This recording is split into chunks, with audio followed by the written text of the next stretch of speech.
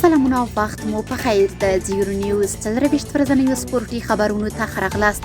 سشنبه د 1415 هجري لمریز کال د برید 4 او د 2026 زیږدیز کال د مارچ 24 ده.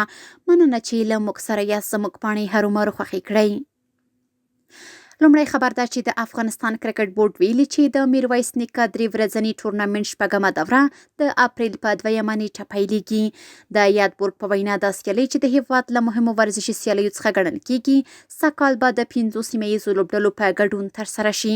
ټاکل شوې ده چې یاد ټورنمنټ د کندهار او هلمند ولایتونو په 2 بیلابیلو لوبغالو کې ترسره شي چیرته چې هره لوبډله له بلې سره سیالۍ وکړي. د بلخ ولایت په شورتپه ولسوالۍ کې د 150 پهلوانانو ترمنځ د کوروش سیالۍ ترسره شوې. په دغو سیالیو کې ګډونوالو په بیلابیلو عمري کټګوریو کې له یو بل سره سیالۍ وکړې چې په پای کې 25 جوړې مساوي شوې او 50 نورو کسانو د اتلولۍ مقامونه خپل کړل.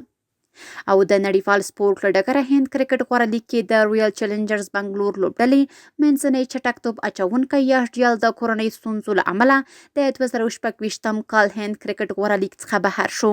د آر سی بي ډایرکټر مو بوبات ویلي چې د ډیال قرارداد به جاري وي خو هغه به د سږني پړاو سیالیو برخه نه وي. او د نړیوال سپورټ له ډګره وروستی خبر هم دا چې د بارسلونا لوبډلې روزونکی هینسي فلیک د مارچ میاشتې غوره روزونکی ونومول شو. له بارسلونا سره د فلیک له یو ځای کېدو وروسته دا 5م ځل دی چې د میاشتې غوره لوبغاړي جایزه ګټي. سپورټي خبرونه هم دومره و په خپل رسنیو باندې فیسبوک، انسټاګرام، ایکس پخوانی ټویټر، یوټیوب او ټیک ټاک زموږ خبرونه خوښي او موږ تعقیب کړئ.